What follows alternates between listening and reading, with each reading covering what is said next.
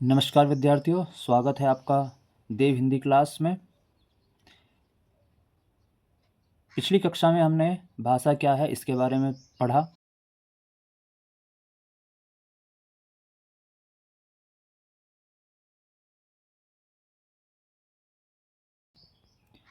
और भाषा को हमने जाना। आज हम पढ़ेंगे भाषा के रूप। ठीक है, भाषा के रूप। तो भाषा के कितने रूप हैं? देखो, भाषा के रूप की बात करें तो भाषा के रूप होते हैं, भाई ध्यान से समझना, भाषा के रूप होते हैं 3। ठीक है, भाषा के रूप कितने हो गए? 3 हो गए।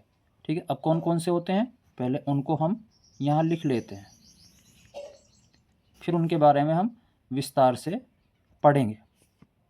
ठीक है, तो भाषा के रूप की बात करें तो भाषा के 3 रूप होते हैं। पहला होता है मौखिक भाषा। कौन सी भाषा होता है?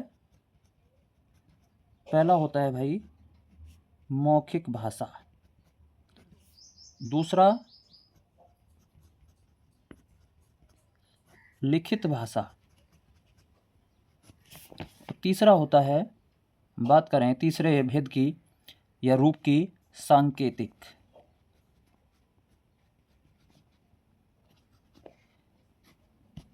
सांकेतिक भाषा। ये 3 रूप जो हैं वो भाषा के होते हैं। लेकिन यहाँ कभी कभी प्रश्न ऐसा बन जाता है, ऐसा पूछ लेता है बच्चों से कि मूलतः भाषा के कितने रूप होते हैं। ठीक है, मूलतः भाषा के कितने रूप होते हैं, वो अगर प्रश्न आपका कहीं बनता है तो उसमें आपको लिखना है कि मूलतः भाषा के 2 ही रूप होते हैं, मौखिक भाषा और लिखित भाषा। मैं इसे वीडियो के अंत में जो है नोट करके आपको लिखवा दूंगा। कभी कभी प्रश्न बन जाता है। अगर पूछे भाषा के रूप तो भाषा के 3 रूप होते हैं, मौखिक भाषा, लिखित भाषा और सांकेतिक भाषा। अब हम जानते हैं कि मौखिक भाषा क्या होती है। पहले मौखिक भाषा के बारे में पढ़ेंगे, एक एक करके भाषा को जानेंगे अच्छी तरीके से कि मौखिक भाषा कैसे हम पता लगाएंगे कि मौखिक है या लिखित है। ठीक है, तो पहले हम परिभाषा लिख लेते हैं। बहुत ही आसान शब्दों में और बहुत ही छोटे शब्दों में मैं इसकी परिभाषा आपको बता रहा हूं। ठीक है, क्या लिख सकते हैं? मुख से बोलकर, क्या लिखा? मुख से बोलकर अपने भाव या विचार प्रकट करना। कौन सी भाषा? मौखिक भाषा कहलाती है। बात समझ में आई? तो क्या लिख सकते हैं, क्या समझ में आ रहा है यहाँ में कि जो भाषा हम बोल करके, जिस भाषा के माध्यम से हम बोल करके अपने भाव या अपने विचार जो है वो सामने वाले के पास सामने रखते हैं, तो उस भाषा को हमें क्या कहना चाहिए? उस भाषा को हम कह सकते हैं मौखिक भाषा। कैसे? हम उदाहरण से समझते हैं, जैसे, क्योंकि तभी समझ में आएगा। जैसे हम क्या लिख सकते हैं? फोन पर बात करना। क्या लिख सकते हैं? फोन पर बात करना। और देखिए, एक जब हम फ़ोन पर बात करते हैं तो मुख से बोल करके अपने विचार जिससे हम बात कर रहे हैं उसको बता रहे हैं। ठीक है, दूसरा उदाहरण देख सकते हैं, ये पहला उदाहरण हो गया। दूसरा आप देख सकते हैं, हम फ़ोन पे बात कर रहे हैं सामने वाले से, तो वो अपनी बात जो है फ़ोन पर सामने वाले को समझा रहा है। ठीक है, फ़ोन पर बात करना, या हम कह सकते हैं भाषण देना। ये इस तरह के कुछ उदाहरण हैं, और भी बहुत सारे उदाहरण से हम समझ सकते हैं कि मौखिक भाषा क्या होती है। तो समझ में आया? मौखिक भाषा को आसानी से हम पहचान लेंगे। अगर कहीं पर हमें पूछा जाए कि इनमें से मौखिक भाषा का उदाहरण कौन सा है,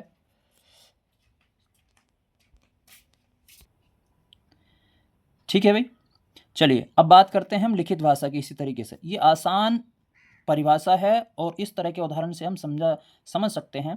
आगे देखिए, लिखित भाषा किसे कहते हैं? ठीक है, लिखित भाषा क्या है?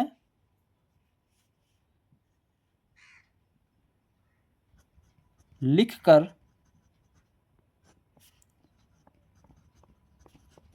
अपने विचार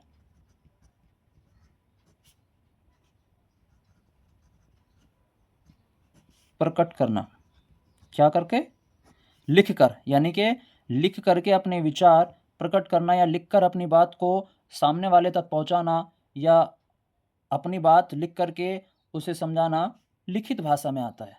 अब इसका जैसे हम उदाहरण देख लेते हैं। जैसे पत्र लिखना, ठीक है। पत्र लिखना क्या है हमारी, जैसे पत्र हो गया, पत्र लिखना क्या है? पत्र लिखना है ना, या फिर आप कह सकते हैं कि ईमेल लिखना। इस तरीके से हम क्या कर सकते हैं, ये इस तरह पहचान कर सकते हैं कि पत्र लिखना, ईमेल लिखना, कहानी लिखना, या अपना कोई विचार आ रहा हो, अपनी कोई बात जो है उसको लिख करके तब हम सामने वालों को समझा रहे हैं, तो इस भाषा को हम क्या कहते हैं? लिखित भाषा कहते हैं। ये बड़ी आसान तरीके से आपको समझाया, नहीं तो किताबी भाषा जो है वो पूरे विस्तार से उसमें दिया गया है किताब में, तो इसलिए मैंने ये आपको जो है बड़ी छोटी परिभाषा करके और बड़े आसान शब्दों में हमें पहचान की कि किस तरीके से हम मौखिक और लिखित भाषा को व्यक्त कर सकते हैं, ठीक है। अब होती है हमारी तीसरी भाषा, जिसे हम कहते हैं सांकेतिक भाषा, या इसको कहते हैं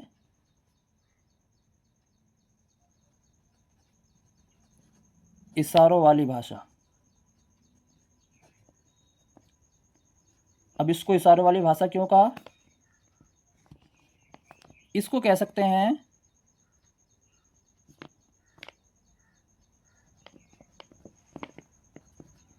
इशारों के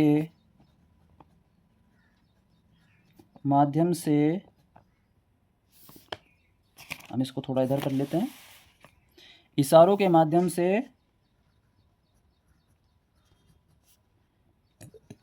अपने भाव या विचार प्रकट करना। किसके माध्यम से? विचारों के माध्यम, इशारों के माध्यम से। किसके माध्यम से कर सकते हैं हम? इशारों के माध्यम से अपने विचार हम प्रकट कर सकते हैं। कैसे इशारों के माध्यम से? जैसे आपने देखा होगा, ट्रैफिक पुलिस वाले खड़े रहते हैं, ट्रैफिक पुलिस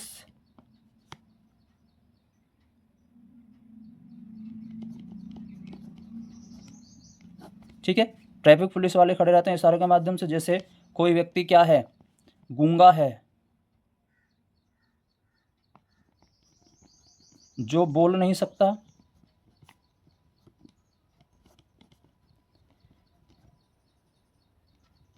ठीक है, तो जो बोल नहीं सकता वो जो है अपनी बात जो है इशारों के माध्यम से ही हमें समझाता है। तो इस तरीके से ये भाषा के 3 रूप हुए, ठीक है। भाषा के कितने रूप हुए?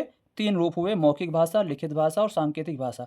तो इसमें क्या प्रश्न बन सकता है? इसमें से कुछ वाक्य आपको देते हैं इस तरीके से, और वाक्यों में पूछता है क्या कि बताइए इसमें से कौन सी भाषा मौखिक भाषा है या कौन सी भाषा लिखित भाषा। इस तरीके से आपसे प्रश्न पूछ लेता है, तो आपको वो आसानी से हमें पता लग जाता है कि मौखिक भाषा क्या है और लिखित भाषा क्या है, ठीक है। मैं एक बात को और स्पष्ट कर देता हूं।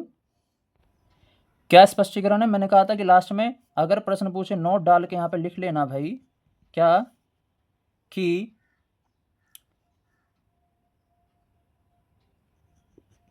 भाषा के मूलतः रूप कितने होते हैं। अगर ये प्रश्न कहीं पर आता है तो आपको हमेशा 2 ही लिखने हैं। कौन कौन से लिखने हैं? एक अभी मैंने बताया मौखिक भाषा, और एक होता है लिखित भाषा। इस बात का विशेष ध्यान रखेंगे, अगर कहीं पर यह प्रश्न बनता है कि भाषा के मूलतः रूप लिखिए, तो आपको 2 ही रूप लिखने हैं, मौखिक और लिखित, ठीक है। तो उम्मीद है आपको भाषा के रूप मौखिक और लिखित और सांकेतिक भाषा के बारे में जो पढ़ाया वो समझ आया होगा। तो आज के लिए इतना ही काफ़ी, ठीक है। अगर वीडियो अच्छी लगी हो लाइक, सब्सक्राइब और शेयर करें और ऐसे ही छोटी-छोटी जानकारी के लिए वीडियो को आगे अपने दोस्तों में साझा करता रहें। धन्यवाद।